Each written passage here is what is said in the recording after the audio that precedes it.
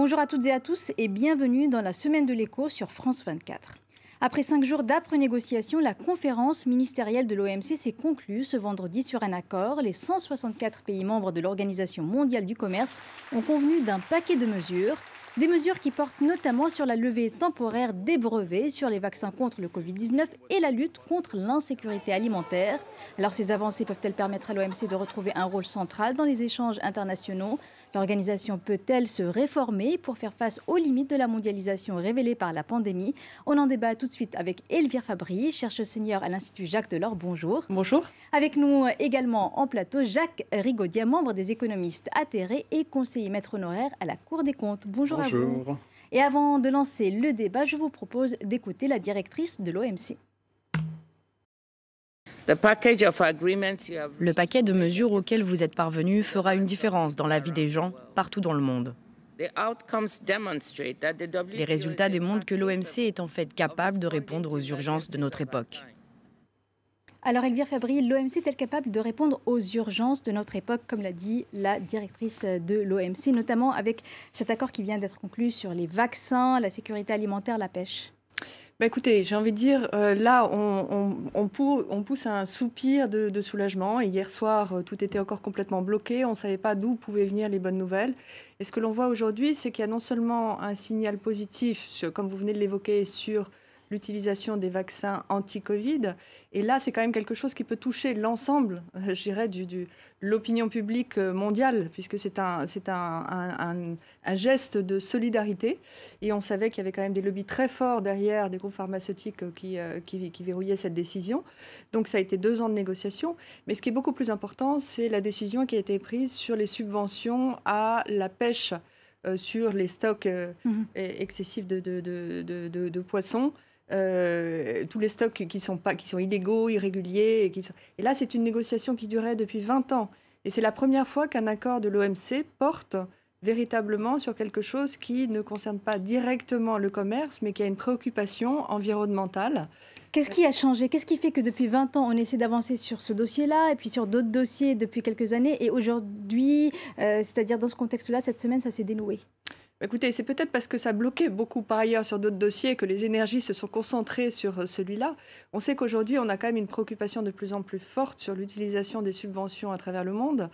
C'est vrai également en matière industrielle, plus que jamais, alors qu'on parle de relocalisation, de recréer des capacités industrielles, et que partout sont en train de déferler depuis la crise du Covid des investissements publics très, très importants. Donc avancer sur cette question-là... Là, il fallait dénouer au moins ce fil rouge. Et c'est un signal positif. Un signal positif, Jacques Rigaudier, après des années de blocage des négociations au sein de l'OMC, est-ce que ça avance ? Ça avance, oui. Je crois qu'on ne peut que se féliciter de l'accord qui a été trouvé in extremis au petit matin, après une prolongation de pratiquement 2 jours par rapport au délai qui était attendu. Mercredi, la directrice générale demandait une prolongation d'1 jour, je cite, de la 12e conférence ministérielle, afin de faciliter l'obtention de résultats en ce qui concerne les principales questions examinées. C'est dire que mercredi soir, c'est-à-dire au moment où on attendait la clôture, aucun résultat n'avait été obtenu. Elle a obtenu une prolongation, une deuxième, jusqu'à vendredi matin. Alors on sait bien, souvent les négociations se terminent tard, dans la douleur, enfin tôt le matin et dans la douleur. Mais enfin, là, je crois que, certes, il faut tout à fait se féliciter notamment de l'accord sur les brevets concernant les vaccins. J'ai peut-être un sentiment un peu plus mitigé que madame sur l'accord pêche. Enfin, ça fait effectivement plus de 20 ans maintenant qu'il est question de cet accord. Juste dire pourquoi. Quand vous regardez... contre la disparition, la suppression des subventions aux pêches, aux subventions préjudiciables, c'est le terme utilisé par l'OMC, est mis en place un fonds de compensation pour aider ceux à qui les subventions étaient destinées et qui vont les perdre.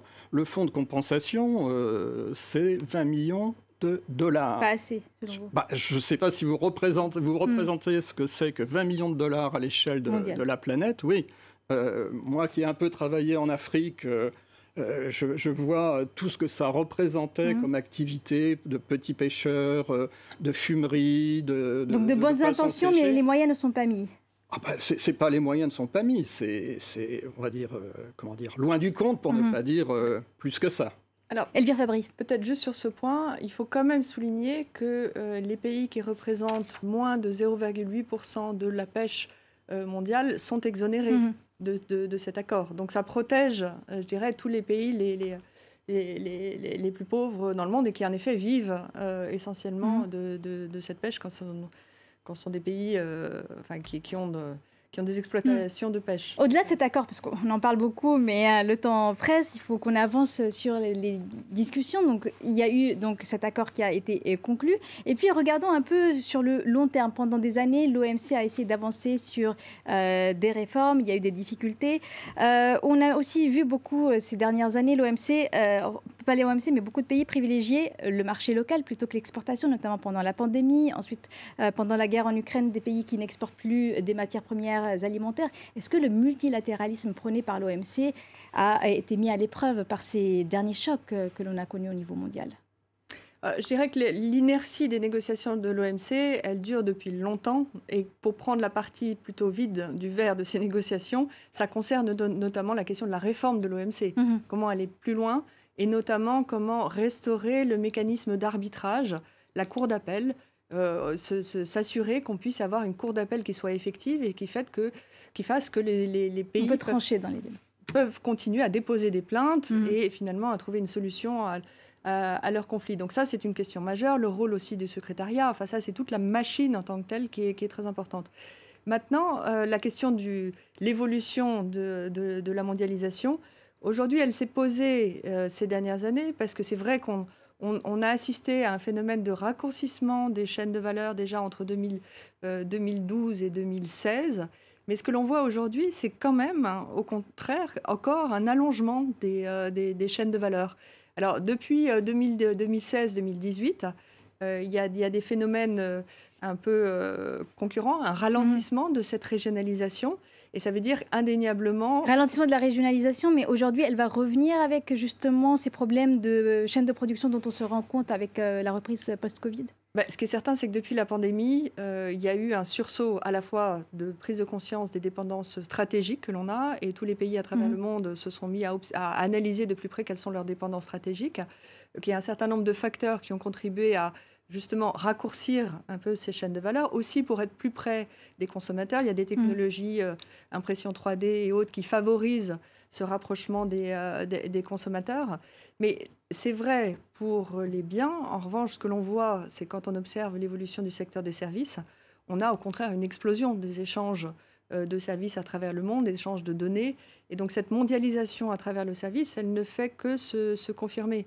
Et un dernier point, c'est qu'aujourd'hui, la plus grande préoccupation que l'on a, c'est renforcer la résilience des chaînes d'approvisionnement. Et que cette résilience, elle passe tout autant, dans certains cas, par du rapprochement de ce qu'on a appelé le nearshoring des centres de consommation, mais également, parfois, dans certains cas, aussi, une plus grande capacité de diversification. Diversification des sources donc d'approvisionnement. Voilà.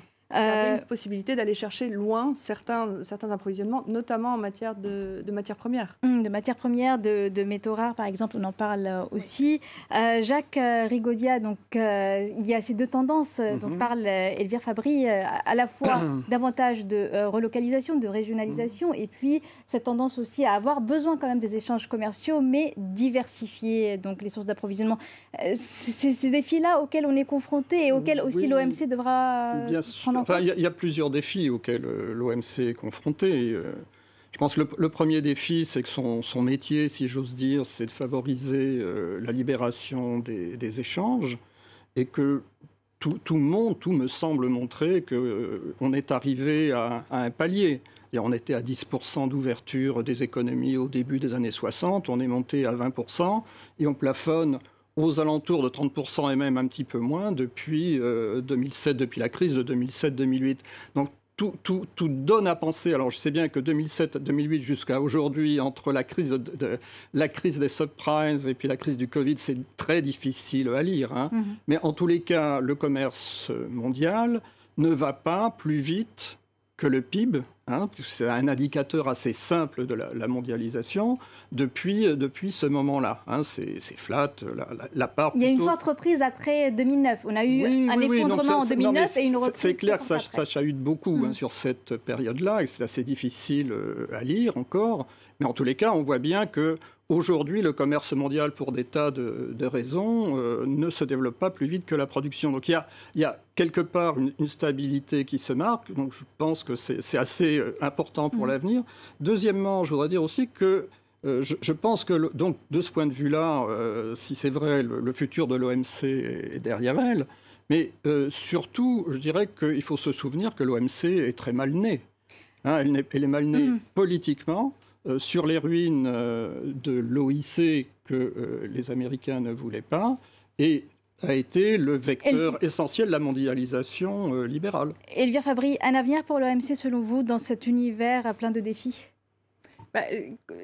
Quand on voit quand même l'évolution du commerce international, et notamment prenons le cas des États-Unis, parce on criait à la démondialisation au début de la pandémie, mais ce que l'on a vu, c'est que dès 2021, au contraire, une augmentation des échanges, ne serait-ce qu'entre les États-Unis et la Chine, qui a fait plus de 28%, alors que, rappelons, c'est dans un contexte de guerre économique, de politique de découplage déjà bien amorcée par Donald Trump. Donc il y a quand même, encore une fois, cette dynamique des échanges.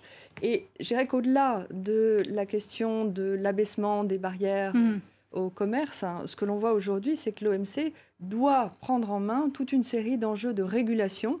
D'abord, le lien entre commerce et environnement, changement climatique, c'est indispensable. La protection des travailleurs, la question la régulation du marché du digital. On aura l'occasion de reparler de ces règles-là. Si on ne se met pas d'accord sur un cadre mondial, c'est une foire d'empoigne. Donc, libre-échange pour l'OMC, mais aussi régulation. Sur ces mots, on termine cette première partie de la semaine de l'écho. On se retrouve juste après le journal pour parler de la hausse historique des taux d'intérêt décidés cette semaine aux États-Unis. À tout de suite.